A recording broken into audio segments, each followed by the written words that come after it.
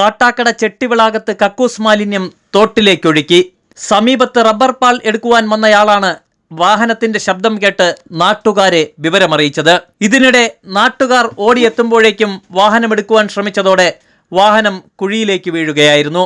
വാഹനത്തിലുണ്ടായിരുന്ന 3 പേരും ഓടി രക്ഷപ്പെട്ടു. വാർഡ് മെമ്പർ ശാലിനിയുടെ നേതൃത്വത്തിൽ നാട്ടുകാരോടിയെത്തി പോലീസിനെ വിവരമറിയിക്കുകയായിരുന്നു.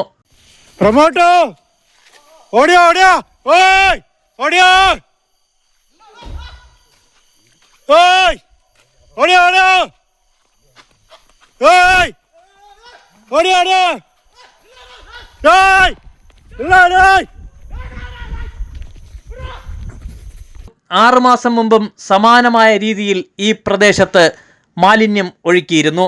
അംഗൻവാടിക്ക് സമീപമാണ് കക്കൂസ് മാലിന്യം ഒഴുക്കിയത്. പോലീസ് എത്തി തുടർ നടപടികൾ സ്വീകരിച്ചു.